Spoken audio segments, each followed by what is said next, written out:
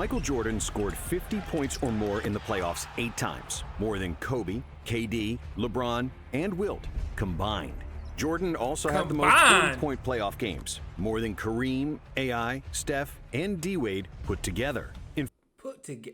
Jordan was ball. Look, man. In fact, MJ is the only player in NBA history who had more 40-point career games than games where he scored less than 20 points. Jordan's godlike aura, brutal trash talk, and physical dominance put fear in opponents' hearts. And while they had to get a good night's sleep before facing the Bulls, Jordan could drink and smoke cigars before the game and still drop 40. His airness made it look easy, and he proved it when the games were on the line. Game on the line.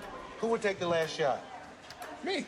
I'm about to 28 say, times what? Jordan scored the game-winning shot, including 7 game winners in the playoffs. And MJ wasn't just a scorer. He had the most first-team all-defense selections ever with 9. He's the all-time blocks leader by a guard and has the most seasons with over 200 steals, with 6. In 1989, when the Bulls lost their starting point guard, Coach Doug Collins made Jordan play the point, and he notched 10 triple-doubles in 11 games, averaging 30 points, 11 assists, and 9.5 rebounds per game. Oh, I ain't know that. Jordan said, stop playing with me. I can get a triple-double too. Between 1991 and 1996, MJ played 13 consecutive playoff series where he averaged more than 30 points per game, retiring with 6 rings, 5 MVPs, and a 6-0 record in the final. But despite his seemingly invincible legacy, Jordan did have some weaknesses. MJ led the NBA in field goal attempts 9 times during his 13 years in Chicago, and he was a bit of a ball hog, especially in his early career. Jordan also had some bad playoff games. Oh, stop playing with the ball hog and talk. Ain't nothing wrong with being that ball hog when you averaging 35. So Jordan is a part of Ball Hog CEO. If you don't know what Ball Hog University is, that's my university. I own that. So Jordan is a part of that. Yeah. Stop playing with the ball hog. We love ball hogs. And he certainly wasn't the most pleasant teammate. So, how good was Michael Jordan actually? And is he really the GOAT? Is he the GOAT? To answer that, we'll start with his genetics and God-given talent. Michael Jordan was supposed to be short. Nobody in his family was taller than 5'9", and as a high school sophomore, Michael was famously cut from his varsity basketball team because he was only 5'11". It sounds sad, but it's true. However, the Jordans were blessed with supreme athleticism. Just look at Michael's older brother Larry, who could dunk at 5'8". So, when an unexpected growth spurt pushed Michael to 6'6", he became unstoppable. By the end of his high school career, Jordan was averaging 27 points, 12 rebounds, and 6 assists. But despite his unreal speed and athleticism, young MJ was still an unpolished gem because he really only played 2 years of high school basketball. As a freshman at UNC, MJ averaged a modest 13 points, 4 rebounds, and 2 assists per game. He was the 3rd leading scorer on the team behind James Worthy and Sam Perkins. And his fundamentals, ball handling, and confidence weren't yet at a super high level. But all that changed in the 1982 NCAA Finals, when Michael hit a game-winning shot against Patrick Ewing, winning the national championship. 18. Shot. Jordan. North Carolina has won the 1982 NCAA championship. Jordan said this was the biggest turning point of his career, because after that, his confidence was through the roof. That turned my name from Mike to Michael Jordan. It gave me the confidence that I needed to start to excel at the game of basketball. In the next 2 seasons, Jordan continued his basketball education under Dean Smith and became a complete player. He averaged 20 points per game, was a consensus first-team All-American, and as a junior in 1984, he was named Collegiate Player of the Year. But based on his college career alone, it was hard to predict that Jordan would reach the pinnacle of the NBA. After all, many great players who came before Michael had far better college careers, including Kareem, Magic, Bird, Bill Walton, Bill Russell, Oscar Robertson, David Thompson, Pete Maravich, and a few others. Because of his relatively modest numbers in college, and because the 80s were the era of the big men, Jordan was selected 3rd in the 1984 NBA draft, behind centers Hakeem Olajuwon and Sam Bowie. Okay, I understand. Hakeem Olajuwon, I understand that pick. Bowie, bro, Mike? I understand you didn't know Mike was going to be Mike, but come on, bro. What we doing? Only 6'6", so how much can he really do? We wish he were 7'1", but he isn't. However, it took just 2 practices for the Bulls coach to call the general manager and say, "You didn't mess up the draft this time." For the first day in practice, my mentality was, Whoever is the team leader on that team, I'm going after him. And I'm not going to do it with my voice because I had no voice. I have to do it with the way that I play. When the season started, it took Jordan only 3 games to score over 30 and 9 games to eclipse 40. Dang. By the end of the first month, it was obvious that Jordan was supposed to be the first overall pick. While Olajuwon looked like a star, Jordan was more like a supernova because there was nobody in the league faster than him. It seemed almost unfair how he blew past opponents with just a single step who had no answer for his drives to the basket. I'm keeping it 100. Michael Jordan layup package is so underrated, bro. His lay package? His lay package is crazy. Top of his speed, Jordan was also the most athletic player in the NBA with an unmatched vertical jump and hang time. When he drove to the cup, it looked like he was a fighter jet, and his quickness served as a runway for his vertical takeoff. When MJ raised up for a jump shot, it seemed like nobody was ever guarding him because the laws of gravity didn't seem to apply to Michael.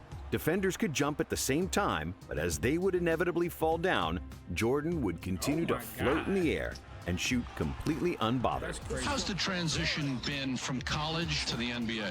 Well, I think it's been pretty easy. Thanks to his high-flying feats and insane dunks, Jordan quickly He was talking crazy like that? Nah, became the most popular player in the Mike NBA. was So talking it only made crazy. sense that in 1986, he got voted to the All-Star game, despite playing just 3 games up to that point due to an ankle injury. And that same year, in the playoffs, he set a playoff scoring record with 63 points against Boston. But it was an incredible playoff performance. I've never seen it before, and I had never seen it after.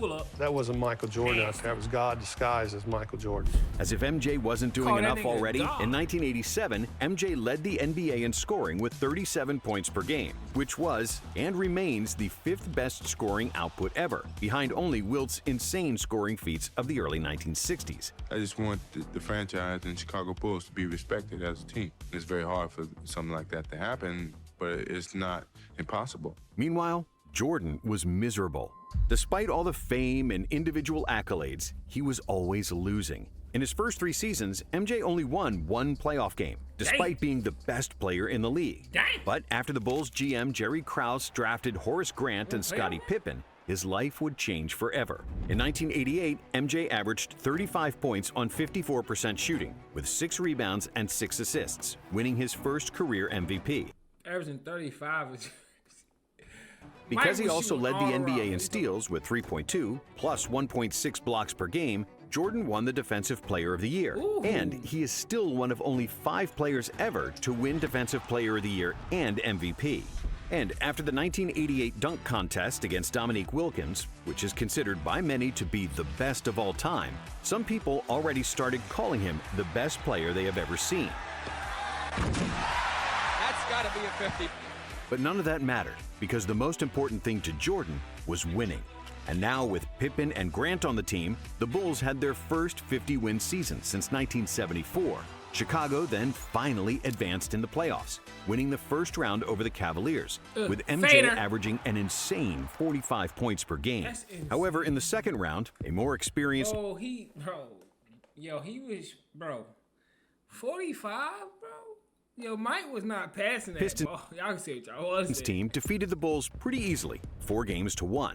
It was proof that individual greatness doesn't translate to playoff wins, a lesson Jordan had yet to learn. But that didn't make him any less entertaining to watch.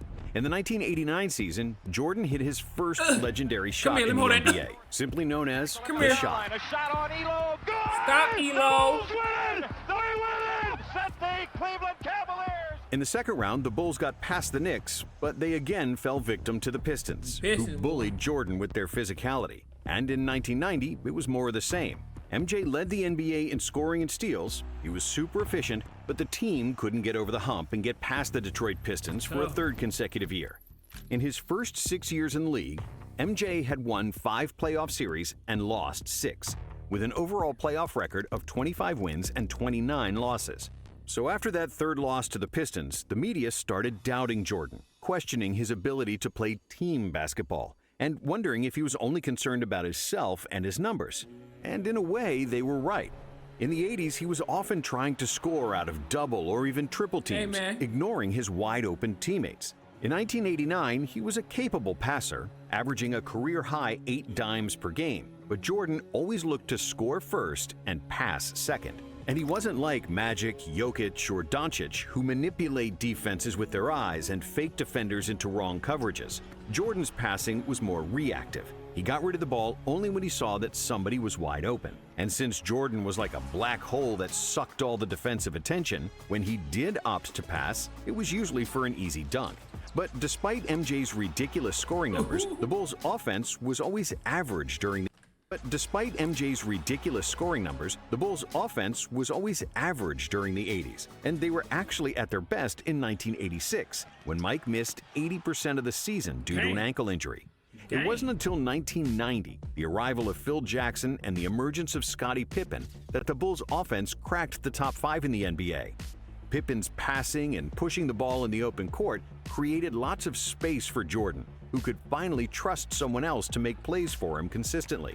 But Pippen's value was maybe even more pronounced on the defensive end. With an enormous wingspan, agility, and a motor to cover multiple players on one possession, Scottie was just what Michael was missing. Pip's presence allowed Michael to play free safety on defense, jump into passing lanes for steals, and he didn't need to waste his energy guarding the best opposing player, because Scottie usually did that. And after agonizing defeats against the Pistons, MJ decided to bulk up, which was unprecedented at the time.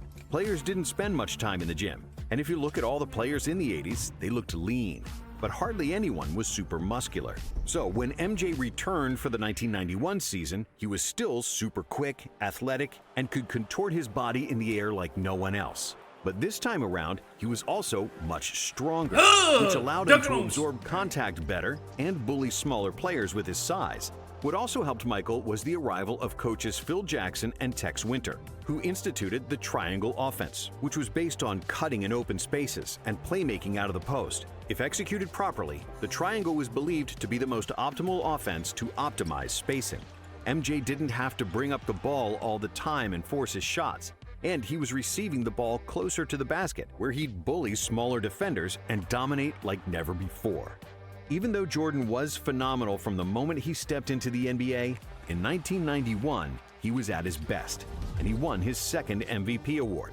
The 91 Bulls had the best offense in the NBA, and they crushed the opposition in the Eastern Conference. They swept the Knicks, beat the 76ers in 5, and then finally got their revenge against the Pistons. This time, it wasn't even close, as Detroit was on the decline after 3 straight NBA Finals trips, while the Bulls were ascending.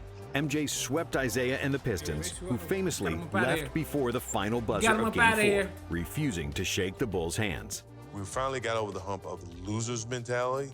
We were starting to become a winning franchise. And, you know, the sky was the limit. But in the NBA Finals, another legend awaited, Magic Johnson. And it seemed like the 5-time NBA champion still had the upper hand when the Lakers defeated the Bulls at home in Game 1. That is, until Phil Jackson made the adjustment to have Pippen guard Magic, which turned the series around. And in Game 2, Jordan dazzled the world with another iconic move, switching hands mid-air to score an acrobatic layup. That boy layup pack is underrated. The Bulls won the next 4 games, and at last, the championship. Jordan's hunger for an NBA ring was finally satisfied. Throughout the playoffs, MJ averaged 31 points, 8.5 assists, 6.5 rebounds, 2.5 steals, and 1.5 blocks, shooting a career-high 56% from the field. Jordan is the most talented player in the NBA, by far. And the 1992 season was a continuation of peak form for Jordan and the Bulls. Another scoring title with super efficient shooting, first-team all-defense, and another MVP for his airness. The Bulls once again had the best offense in the NBA and won a franchise. I ain't gonna lie, he might be the GOAT. Yeah, I don't know. Yeah, I might gotta stop arguing for LeBron. Record 67 games. Chicago reached the finals against the Trailblazers, and the media pushed the narrative that Clyde Drexler was better than Jordan, because Jordan is not a good outside shooter. So MJ responded by nailing 6 threes and 35 points in the first half of Game 1, which was a finals record for both threes and points and a half, in what will forever be remembered as the Shrug Game. And even though Portland tied the series at 2 apiece, the Bulls were just too good, and they won the series in 6, with MJ averaging 36 points in the finals. After the second finals and the Dream Team experience in Barcelona, Pippen and Jordan came into the '93 season with an empty tank. The Bulls weren't as dominant in the regular season. But even though he was tired, MJ still led the NBA in scoring, which was his 7th scoring title in a row. And he also led the league in steals. Chicago made it to a 3rd consecutive finals, where they faced league MVP Charles Barkley and the Phoenix Suns, the best team in the regular season. Barkley was also the best player on the Dream Team, and when he won the MVP, many people believed that he could be an even better player than Michael, which pissed off Jordan. But because of the Suns' inexperience and Barkley's nasty elbow injury, the Bulls won the first 2 games on the road, and it seemed like it would be smooth sailing to the next title. However, the Suns weren't going away that easily. They won games 3 and 5 in Chicago, and they could have won game 4 too, if it wasn't for Jordan. That motherfucker would not let me win that game. Who buried the Suns with 55 points, 55? the second highest scoring game in NBA Finals history. And Michael just outplayed me. That was probably the first time 55? in my life that I felt like there was a better basketball player in the world than me, to be honest with you. After 5 games, it was 3-2 for the Bulls, but the remaining 2 games were to be played in Arizona. In Game 6, the Suns had the lead throughout the 4th quarter, but Jordan kept the Bulls in the game, and everybody expected Jordan to take the final shot to tie the game. But MJ wasn't the same stubborn player as before, and he gave up the ball early to set up an open shot for John Paxson. Pax!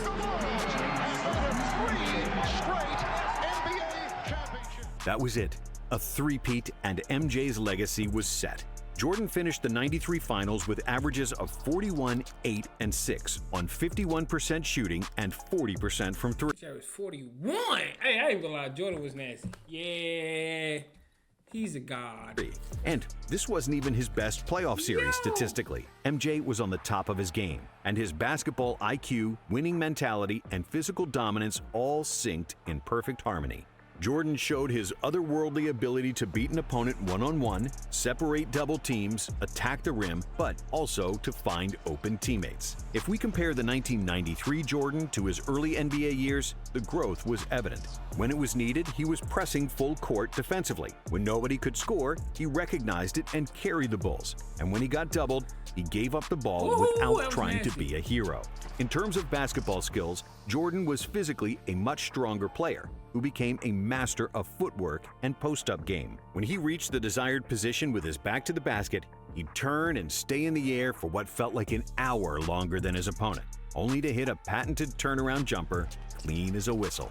The memories of anyone doubting him were long forgotten. Everybody knew he was the best player alive, and many believed after that three-peat, he was already the best of all time. My love for this game is strong. I'm going to be here as long as my love is strong, Jordan told reporters after the finals in a champagne-soaked locker room. However, just 1 month later, his father was killed, and Jordan retired from basketball for a year and a half. The love for basketball was put on hold. I had him for 32 years, and he taught me a lot in 32 years. You know how many kids get that opportunity? Very few. In today's society, get the chance to spend that much time with their parents and get that type of influence. 18 months and a stint in minor league baseball later, and the itch for the game became too strong. So Jordan released arguably the most famous two-word press release of all time. It came in a two-word statement which is now just begging to have a Nike campaign built around it, quote unquote, I'm back. I'm back. And it didn't take Jordan too much time to show that he was still the god of basketball. Bro, it's so much aura. My boy just coming at, man, I'm back, man. Y'all already know what it is, man. Give me a jersey. In just the 5th game after his return, he poured in 55 points against the Knicks in the infamous double nickel game. But overall, MJ struggled with his shot, shooting a career-low 41% from the field. And it turned out that playing baseball for a year and a half took a bite out of his greatness. Even the best players need to practice. And in the second round of the playoffs against Orlando, things didn't go according to plan. Even though Michael averaged 31 points on 48% shooting, the Bulls weren't as strong inside. Horace Grant, who used to be their starting power forward, was now playing for Orlando. And together with a young Shaq, the Magic simply outmuscled the Bulls in the paint. Many people will say the Bulls lost in '95 because Jordan wasn't in peak form after his baseball hiatus. And there is some truth to that. But Jordan actually averaged his usual numbers. Really, basketball is just a team sport, and they lost because Orlando was much bigger and deeper than them. Thankfully, the Bulls management knew that too. Last week, the Bulls announced the acquisition of a player many people consider the most controversial basketball star in the NBA. They added Dennis Rodman to the team, the best rebounder of all time and one of the fiercest defensive players ever. I don't care. Whatever. What's up? A year before, they also added Steve Kerr, the most accurate three-point shooter ever. And together with a defensive dog, Ron Harper, and Tony Kukoc, who was the most versatile power forward in the NBA, MJ had the best supporting cast in the league. In the 1996 season, the Bulls were so good that they became only the second team in NBA history to lead the NBA in offensive and defensive rating. And their plus 13.4 net rating is still the best ever. Their 72-10 record was the best of all time, and, of course, Jordan won an MVP, averaging 36-4. As for the playoffs, there was no stopping the Bulls. Only the Sonics in the finals showed any kind of resistance, and Gary Payton was the first defender to have slowed down Michael. But he couldn't beat him, and Chicago won their fourth title, with Michael crying his guts out in the locker room because it was the first championship he won without his father. I know he's watching. This is for Daddy. I'm very happy for him. This is for Daddy. He's a voice of reason that always drove and challenged me. That's the type of father I have. Rest in peace, man. Yeah, like a friend. And when the 1997 season started, the Bulls continued to rule the NBA. With 4 Hall of Famers, the most accurate three-point shooter of all time, and other excellent role players, no team could match up with Chicago. Running the triangle like a well-oiled machine, the Bulls dominated the regular season with 69 wins, and getting to the finals seemed like a walk in the park, as they only lost 2 games in 3 playoff series. But in the finals, it wasn't that easy, because they played the formidable duo of Stockton and Malone and the Utah Jazz. This series, whoever thought Stockton and Malone was going to beat the Bulls, bro, I want to meet y'all, man. Would be remembered by the infamous flu game, where Jordan suffered from food poisoning and had a fever before the pivotal Game 5 when the series was tied. But Jordan played through the illness and managed to squeeze every atom of strength to score 38 points, and the Bulls won, 90-88. In Game 6, Jordan trusted Steve Kerr with the final shot, and Kerr hit a jumper for the win in the final seconds.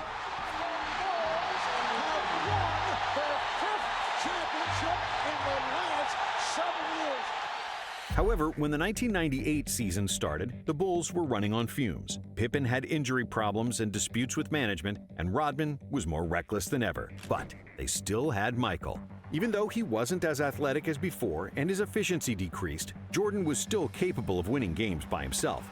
The Bulls finished with 62 wins despite Pippen missing half the season, and that's why Jordan was named NBA MVP for the 5th time. In the playoffs, the Bulls survived the Indiana Pacers in the Eastern Finals, winning Game 7 by 5 points. And then, in the finals, Utah awaited again, hungrier than ever. In a tough defensive series where neither team scored 100 points, Jordan proved his clutch factor once again, hitting arguably the most famous shot in NBA history over Byron Russell. Open. Chicago with the lead. That's tough. 6 championships in 8 years, with 6 awards for the Finals MVP, and Jordan achieved basketball immortality. And if this is the final chapter, what a way to close the book. After 1998, Jordan retired for the 2nd time, which was the end of his prime, and we can sum up his career with the Bulls in 3 parts. The first part being between 1984 and 1990, when he was easily the most athletic player in the NBA, a scoring machine beating players with speed and leaving defenders stuck in the mud. But basketball is a team sport, and Jordan didn't have enough quality teammates around him, and those who he did have, he didn't trust. The second part was the first three-peat, when he slowed down a bit and wasn't going 100 miles per hour on every possession. MJ was then physically stronger, he became a master of all facets of the game, improved his shot, and started trusting his teammates. And then came the second three-peat, where the Bulls had the deepest and most versatile team in the NBA. The Bulls with Pippen, rookie Kukoc, and Kerr won 55 games in the 1994 season, and they played without Jordan, Rodman, and Harper, who was maybe the most underrated teammate MJ ever had. When they all got together in 1996, it was game over for the league. But having good teammates is essential to winning in the NBA, especially when you're past your physical prime. Jordan lost a chunk of his quickness during the second three-peat, but that's like when a Ferrari loses 100 horsepower. It's still faster than almost anything else on the road. That's and a that fact. answers the question, How good was Michael Jordan actually? Even when he wasn't at his best, Jordan was still the best player in the league. If you divide his career into 3 parts, each part would suffice for a Hall of Fame career. In his first 6 seasons, Jordan didn't win a ring, but he was the most electrifying athlete the NBA had ever seen, with unreal stats and winning all possible accolades. The first three-peat was Jordan at his best, showcasing a level of basketball that's rare and few, if any, have touched. And with his second three-peat, the Bulls won 72, 69, and 62 games in the regular season, and capped it off with 3 championship rings, losing just 13 games in 12 playoff series from 1996 to 1998. The only season of his career where Jordan wasn't the best player in the league was probably just his rookie season. Jordan was the best player in the world for over a decade, something that can be said only of 3 other players: Wilt, Kareem, and LeBron. But while Kareem's individual and team accomplishments are similar to MJ's, Jabbar wasn't the best player on his team for 3 of his 6 championships. And he only has 2 Finals MVPs compared to Jordan's 6. Wilt's scoring numbers from the 60s were impossible to reach even for Jordan, but he only won 2 titles and was constantly losing to Bill Russell.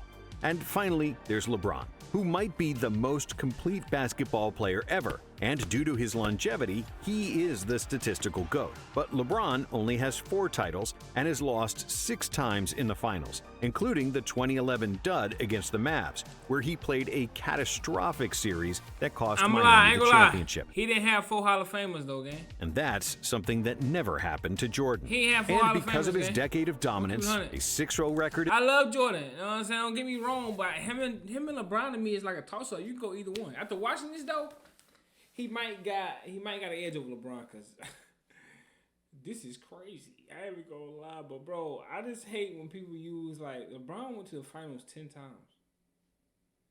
That's crazy. But look, man, y'all already know what to do. Like, comment, subscribe, bro. Y'all want to see more Jordan videos, man? Let me know in the comments, and I got y'all no doubt. And let me know who y'all think is the GOAT. I already know who y'all gonna say, but